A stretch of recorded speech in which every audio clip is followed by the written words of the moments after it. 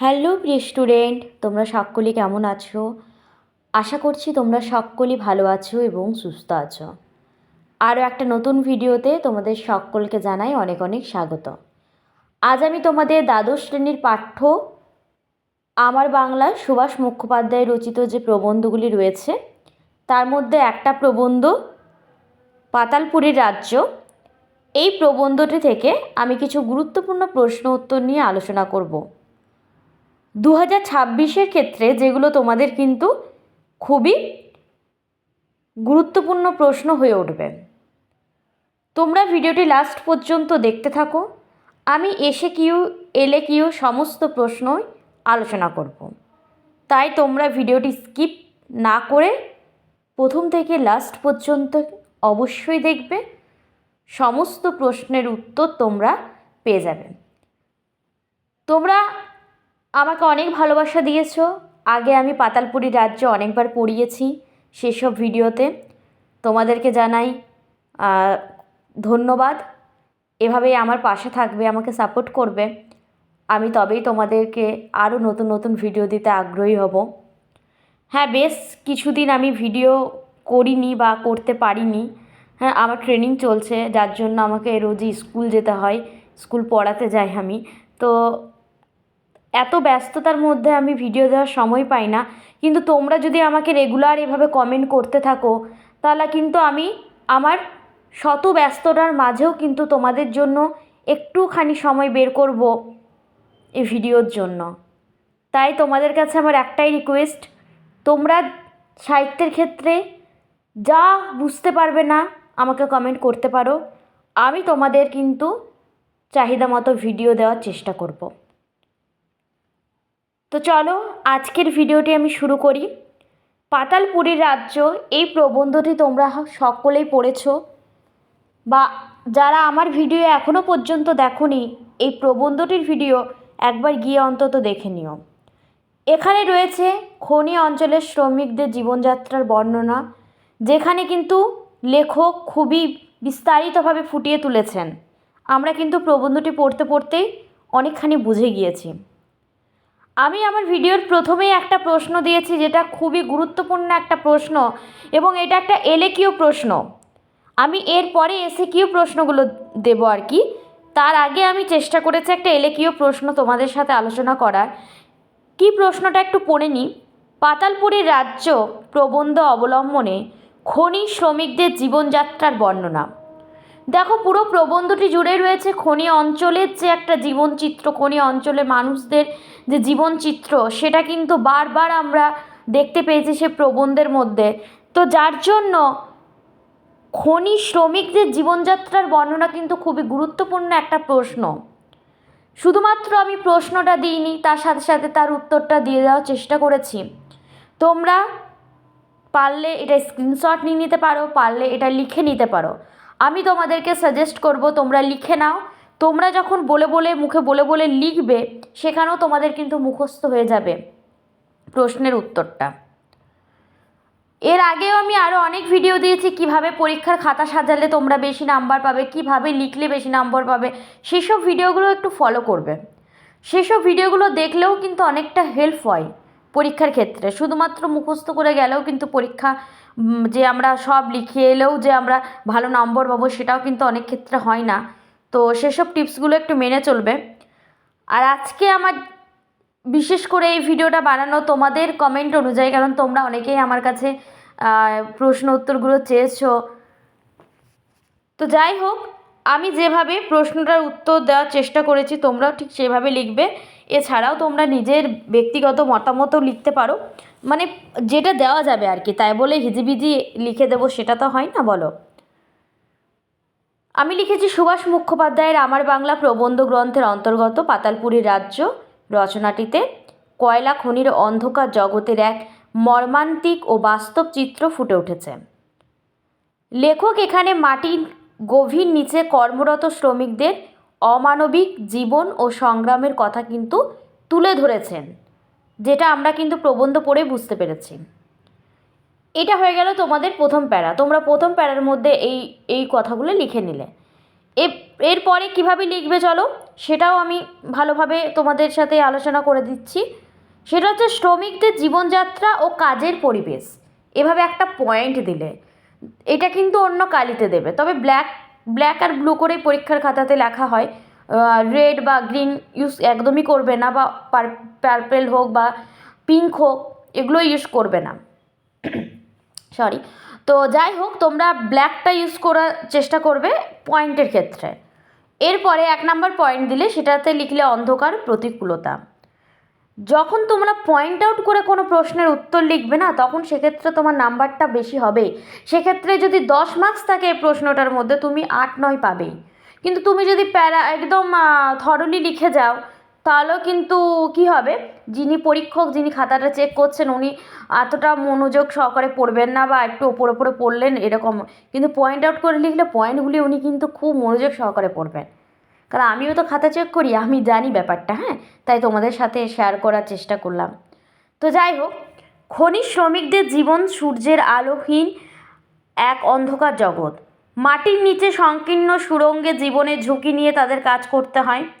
সেখানে নিঃশ্বাস নেওয়ার কষ্টকর এবং সবসময় মাথার ওপর ছাদ ধসে পড়ার আতঙ্ক থাকে। এটা হয়ে গেল 1 নম্বর পয়েন্টের মধ্যে তোমরা লিখে দিলে। 2 নম্বর পয়েন্টে লিখবে শারীরিক অবস্থা। তাদের শারীরিক অবস্থাটা কীরকম থাকে সেটা সম্বন্ধে একটু ফুটিয়ে তোলার চেষ্টা করবে। সেখানে লিখবে কয়লার গুঁড়ো ও ধোঁয়ার শ্রমিকদের শরীর সব সময় কালো হয়ে থাকে। ফুসফুসে কয়লার ধুলো ঢুকে তারা মারাত্মক রোগে আক্রান্ত হয়। সে মারাত্মক রোগটার নামও আমি তোমাদের সাথে আলোচনা করে দিচ্ছি, সেটা হচ্ছে সিলিকোসিস। সব সময় তো কয়লা ঘাঁটতে হচ্ছে, সব সময় তো কয়লার গুঁড়ো তাদেরকে নাড়তে হচ্ছে, তাদের চোখে ঢুকছে, হাতে পায়ে তাদের সব সময় লাগছে। এর ফলে তাদের কি হচ্ছে, ফুসফুসে একটা মারাত্মক রোগ সৃষ্টি হচ্ছে। লেখক তাদের মানুষের নিচের মানুষ বলে অভিহিত করেছেন, নিচের মানুষ। এখানে লেখক কিন্তু একটু ব্যঙ্গ করেই বলার চেষ্টা করেছে নিচের মানুষ। আবার এই যে শ্রমিক মানুষেরা এই যে দিনরাত এত পরিশ্রম করছে, কিন্তু তাদের মাইনেটাও খুব কম পরিমাণে হয়, জানো। তারা যতটা পরিমাণে পরিশ্রম করে ততটা পরিমাণে কিন্তু তাদের পারিশ্রমিক তারা পায় না।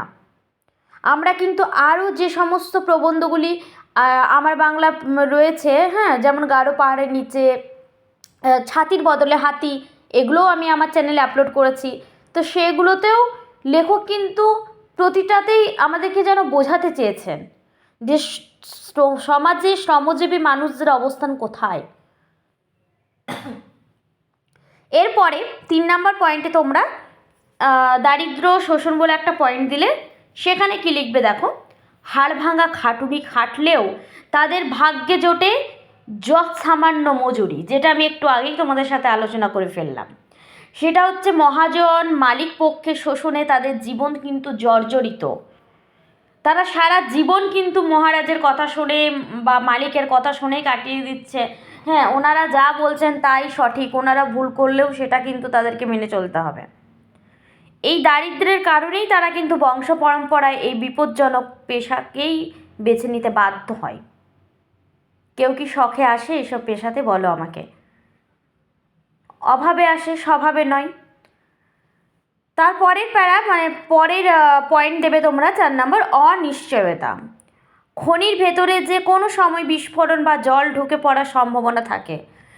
দেখো, আমরা হয়তো সামনে থেকে দেখিনি, হ্যাঁ, বা আমরা এতটা ডিটেলসে জানি না, কিন্তু যারা জানো, অনেকেই হয়তো তোমরা জানো যে কয়লা খনিতে কিভাবে কয়লা কাটা হয়, কিভাবে সুড়ঙ্গের নিচ দিয়ে যাওয়া হয়, কিভাবে মানুষগুলি ঢোকে, তাদের জীবনকে বাজি রেখে, তাদের জীবনের যে কতটা মানে তাদের জীবনের কোনো মূল্য নেই বললেই চলে।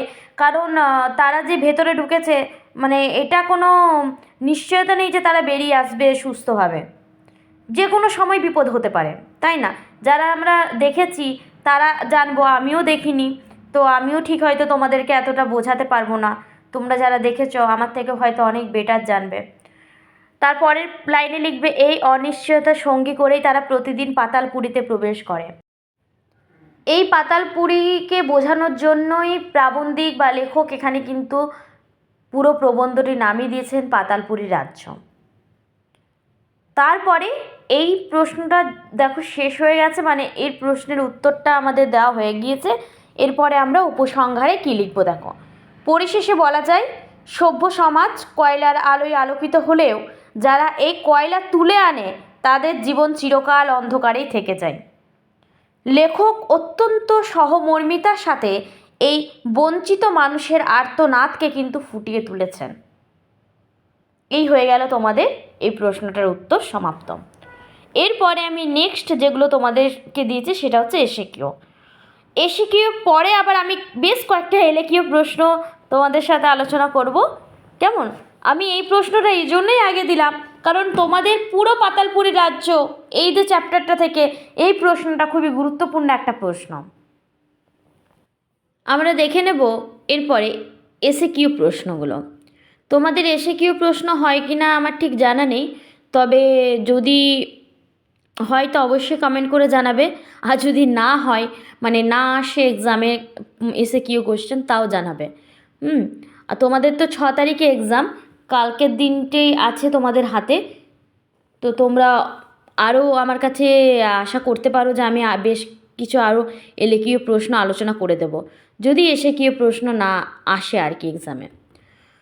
দেখো প্রথম এসএকিউ প্রশ্ন হচ্ছে আমার যে তার হাত ধরে নেমে গেলাম পাতালপুরীতে, এখানে কার কথা বলা হয়েছে? এগুলো যে শুধুমাত্র এসএকিউ হবে তাই নয়, এখানে আরেকটা প্রশ্ন যুক্ত হয়ে গেলে এলএকিউ হয়ে যাবে, তাই তোমরা সমস্ত প্রশ্নই জেনে রাখবে। দেখো এখানে খনি পরিদর্শক বা কোনো অভিজ্ঞ শ্রমিকের কথা বলা হয়েছে, যিনি লেখককে কিন্তু খনির ভেতরে নিয়ে গিয়েছিলেন আর কি। লেখক কিন্তু খনির ভেতরে গিয়ে প্রবেশ করে সমস্ত কিছু যাচাই করেছেন, কিভাবে শ্রমিকেরা কয়লা তুলে আনে, কিভাবে তাদের জীবনযাত্রা চলে, কিভাবে তারা দিনের পর দিন এই অন্ধকারের মধ্যে জীবন কাটায়, সমস্তটা লেখক নিজে আগে যাচাই করেছে, নিজে আগে অনুভব করেছেন, তাই না? একজন লেখক যদি নিজে না আগে অনুভব করেন তাহলে আমাদেরকে কিভাবে বোঝাবেন বলো? উনি আগে সমস্ত কিছু পরিদর্শন করে বুঝেছেন, তারপরে কিন্তু প্রতিটা মন্তব্য করেছেন গল্পের প্রবন্ধের মধ্যে বা গল্পের মধ্যে। এটা হয়ে গেল তোমাদের 1 নম্বর এসএকিউ প্রশ্ন। আমি এই ভিডিওর আগে তোমাদেরকে জানাই যে তোমরা যারা এখনও আমার চ্যানেলটিকে সাবস্ক্রাইব করে রাখোনি অবশ্যই সাবস্ক্রাইব করে দেবে এরকমই নতুন নতুন ভিডিও পেতে। তোমাদের সাহিত্য সম্পর্কে আর কীরকম ভিডিও চাই, যেমন আমি অ্যাডভার্টাইজমেন্ট দিয়েছিলাম অনেক আগে, তো সেখান থেকেও তোমরা অনেকে কমেন্ট করে জানিয়েছো যে তোমাদের এক্সাম রয়েছে, তো সেখানে কীরকম আরও কিছু ভিডিও দেওয়া যাবে কি না বা তোমাদের চাই কি না তোমরা সেভাবে কিছু ক্লিয়ারভাবে জানাওনি। হ্যাঁ, যদি লাগে তো অবশ্যই জানাবে, আমি আরও প্রতিবেদন রচনা সেগুলো রয়েছে সেগুলো কিন্তু তোমাদের দেওয়ার চেষ্টা করব। চলো আমরা দেখে নেব আমাদের 2 নম্বর প্রশ্ন। খনি অঞ্চলের আকাশ কেমন থাকে? খনি অঞ্চলটা খনি অঞ্চল, সে অঞ্চলের আকাশ আবার কেমন থাকবে? এটা কিন্তু আমাদের যদি পরীক্ষা হলে আমরা পড়ি আমরাই অবাক হব, এ মা এটা আবার কেমন প্রশ্ন রে বাবা। তো যারা পড়েছো পুরো প্রবন্ধটি গল্পটি মনোযোগ সহকারে তারা কিন্তু ঠিক লিখে আসবে। খনি অঞ্চলের আকাশ ধোঁয়া আর কয়লার গুঁড়োর সব সময় কালচে ও ঘোলাটে হয়ে থাকে। দেখেছো কখনো খনি অঞ্চলের আকাশ? দেখে থাকলে অবশ্যই কমেন্ট করবে আমাকে।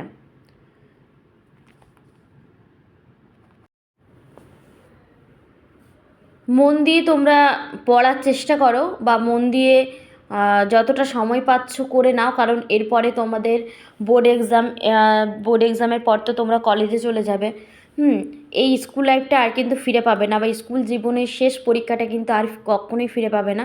তাই যতটা তোমরা পারবে পরিশ্রম করো, এই পরিশ্রমের দাম কিন্তু তোমরা একদিন ঠিকই পাবে। আর মানুষ কিন্তু সফলতার গল্প শোনে, ব্যর্থতার কিন্তু নয়, সেটা কিন্তু সবসময় মনে রাখবে।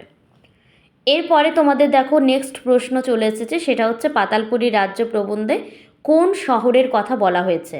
যেটা আমরা কিন্তু প্রবন্ধের প্রথমেই পেয়েছি, সেটা হচ্ছে রানীগঞ্জ আসানসোল খনি অঞ্চলের কথা বলা হয়েছে। তারপরের প্রশ্ন, পায়ে হেঁটে নিচের দিকে চলেছি, লেখক কোথায় যাচ্ছিলেন?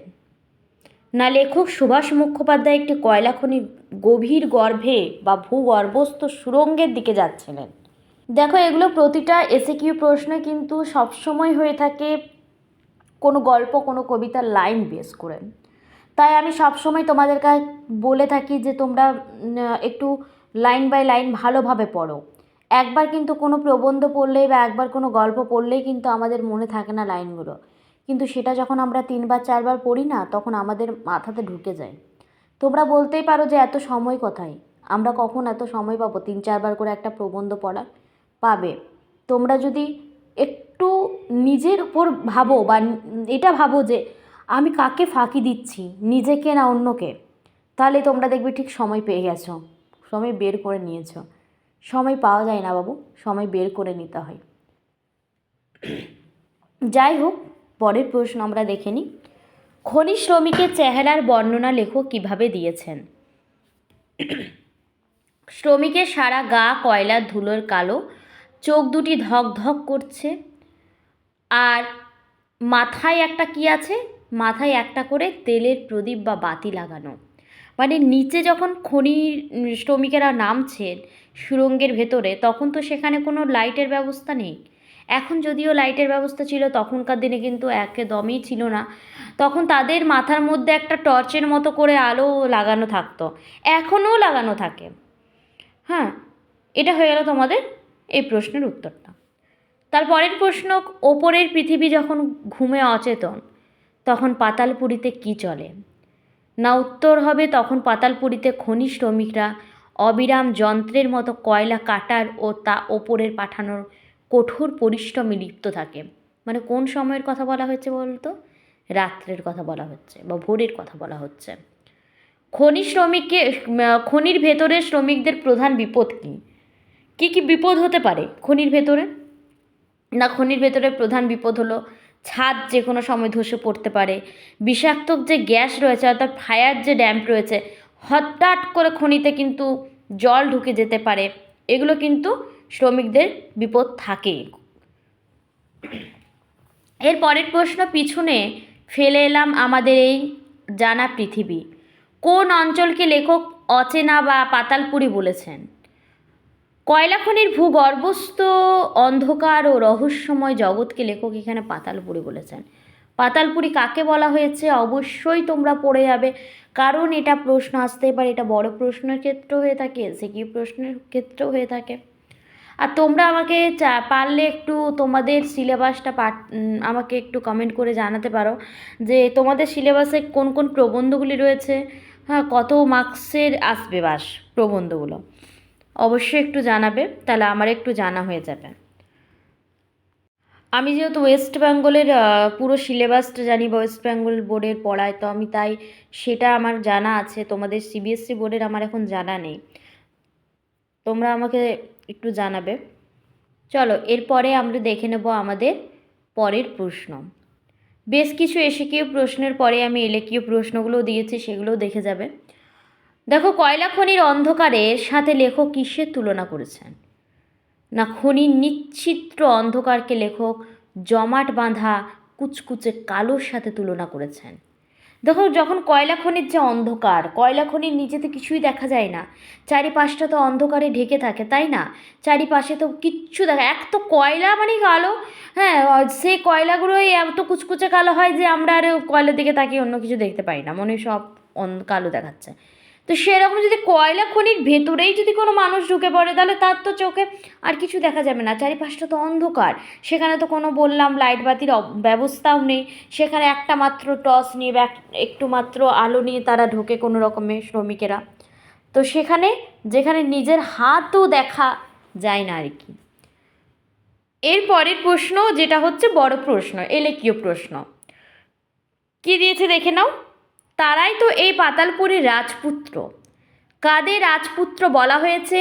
তাদের এই রাজপুত্র বলার পিছনে লেখকের যে শ্লেষ বা করুণ রস ফুটে উঠেছে তা আলোচনা করো।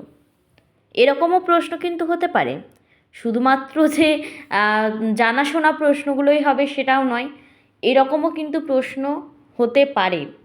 তোমরা সমস্ত প্রশ্নের উত্তরই করে ফেলবে। আমি তোমাদেরকে একটা ট্রিক্স বলে দিচ্ছি, যেটা খুবই সহজ ট্রিক্স। সেটা হচ্ছে, তোমরা পাতালপুরী রাজ্যে কি বলা হয়েছে মূল ভাবটা জেনে নাও, মূল বিষয়বস্তুটা জেনে নাও। যে কোনো প্রশ্ন আসুক না কেন তোমরা অনায়াসে লিখে ফেলতে পারবে। তোমাদের যদি জানা থাকে মূল ভাব, মূল বিষয়বস্তুটা, আর কিভাবে কোন ফরম্যাটে তোমরা লিখবে, লেখকের নাম দিয়ে, গল্পের নাম দিয়ে, এগুলো যদি তোমাদের জানা থাকে, তোমরা কিন্তু লিখে আসবে, ছেড়ে আসবে না। তো সেগুলো আগে জেনে নাও। তারপরের প্রশ্ন আমরা দেখতে পাচ্ছি, নিচে যারা রয়েছে তাদের কথা আমরা ভাবি না। নিচে কারা থাকে? লেখক কেন বলেছেন আমরা তাদের কথা ভাবি না? তাদের জীবনের সংক্ষিপ্ত পরিচয় দাও। দেখো, খুব একটা বিস্তারিত কিন্তু পরিচয় দিতে এখানে বলা হয়নি, সংক্ষিপ্ত দেওয়া হয়েছে এখানে। এটা কিন্তু 5 নম্বরের প্রশ্ন, আমরা বুঝতেই পারছি। আরেকটা জিনিস তোমাদেরকে বলে দিই, 5 নম্বর প্রশ্নের ক্ষেত্রে কিন্তু 5 নম্বরের মতো করেই লিখবে। সেটা অতিরিক্ত লিখে দিলাম আর বাকি প্রশ্নগুলো অ্যাটেন্ডই করতে পারলাম না, সেটা কিন্তু একদমই করবে না। সমস্ত প্রশ্নই অ্যাটেন্ড করার চেষ্টা করবে, কিচ্ছু ছেড়ে আসবে না, যা পারবে লিখে আসবে। তার বলে হিজিবিজি লিখে আসবে না, লেখার মতো করে লিখে আসবে, কিন্তু ছেড়ে আসবে না। আমার এটাই মূল বক্তব্য। তারপরের প্রশ্ন দেখো, পাতালপুরী রাজ্য প্রবন্ধের নামকরণের সার্থকতা বিচার করো। নামকরণ কিন্তু খুবই গুরুত্বপূর্ণ একটা বিষয়, সেটা গল্পের হোক, সেটা কবিতার হোক, সেটা নাটকের হোক। নামকরণ, কেন পাতালপুরী রাজ্য নামকরণ হয়েছে, কেন লেখক এই নামটাই পছন্দ করলেন, অনেক যুক্তি থাকতে পারে, তোমরা সেগুলো কিন্তু অবশ্যই দেবে। এরপরে দেখো, কিভাবে উত্তর লিখবে সেটা নিয়েও একটা আমি তোমাদেরকে বোঝানোর চেষ্টা করেছি। সেটা হচ্ছে, শুরুতেই সুভাষ মুখোপাধ্যায়ের আমার বাংলা প্রবন্ধ গ্রন্থের নাম অবশ্যই লিখবে। আমার বাংলা কোনো গল্পের, কোনো কবিতার যখন নাম লিখছো সেটা কোটেশনের মধ্যে রাখার চেষ্টা করবে। এই ছোটো ছোটো জিনিসগুলো মাথায় রাখবে। আরেকটা কি করবে, সেটা হচ্ছে পয়েন্ট করে উত্তর লিখলে কিন্তু বেশি নম্বর পাওয়া যায়, যেটা আমি প্রথমে আমার পড়ানোর শুরুতেই তোমাদের সাথে আমি আলোচনা করে দিয়েছি। আরেকটা জিনিস যেটা তোমরা মাথায় রাখবে, সেটা হচ্ছে বইয়ের গুরুত্বপূর্ণ লাইন কোটেশন হিসেবে ব্যবহার করবে। কিভাবে ব্যবহার করবেন? বইয়ের কোনো লাইন, কোনো মানে তুলে ধরেছিলেন লেখক, সে লাইনটা তুমি এখানে দিয়ে দেওয়ার চেষ্টা করবে। কেমন? আশা করছি তোমরা খুব ভালোভাবে বুঝতে পারলে। আর যে কয়েকটি প্রশ্ন আমি দিলাম অবশ্যই তোমরা করে নেবে। শুধুমাত্র যে এগুলো করলেই যে এগুলোই পরীক্ষাতে আসবে এমনটাও নয়, আমি এমনটা কখনোই তোমাদেরকে বলি না বা বলবোও না। তোমরা তোমাদের মতো করে প্রিপারেশন করো। হ্যাঁ, তোমাদেরকে আমি আগাম শুভেচ্ছা জানাচ্ছি, তোমাদের এক্সাম খুবই ভালো হবে। তোমরা যারা এত পরিশ্রম করছো, আমি তোমাদেরকে বলছি, তোমরা যদি ভালোভাবে একটু একটু কষ্ট করে লিখে আসতে পারো, একটু সুন্দর হাতের লেখা করে লিখে আসতে পারো, তোমরা খুবই ভালো মার্কস তুলতে পারবে, তাই না? তোমরা ভালো থাকবে, সুস্থ থাকবে। আর এরকমই ভিডিও পেতে অবশ্যই আমার চ্যানেলটিকে সাবস্ক্রাইব করে দেবে। আর আজকের ভিডিওটি তোমাদের কেমন লাগলো অবশ্যই আমাকে কমেন্ট করে জানাবে। আমি তোমাদের কাছে আরেকবার আমি সরি জানাই যে আমি সত্যিই এখন খুব দুঃখিত যে আমি তোমাদের জন্য ভিডিও আনতে পারি না রোজ রোজ। সত্যিই আমি খুব ব্যস্ত। আর যদি আমি সময় পাই, চেষ্টা করব তোমাদের সাথে ভিডিও শেয়ার করার। তোমরাও আমাকে কমেন্ট করতে থাকবে তোমাদের কীরকম ভিডিও চাই, তাহলে কিন্তু আমি আমার ব্যস্ততার মাঝেও চেষ্টা করব তোমাদের সাথে ভিডিও শেয়ার করার। আর এছাড়াও যদি তোমরা আরও অনেক কিছু টিপস জানতে চাও, কিভাবে এক্সামে লিখবে, কিভাবে যাবে, কি করতে হবে, সমস্তটাই আমি কিন্তু তোমাদের সাথে ডিটেলস আলোচনা করে দিতে পারি। তো তোমরা আমাকে অবশ্যই কমেন্ট করে জানাতে পারো তোমাদের কোনো যদি জানার থাকে। তো তোমরা ভালো থাকবে, সুস্থ থাকবে। আমি নেক্সট ভিডিও তোমাদের জন্য অতি শীঘ্রই নিয়ে আসবো।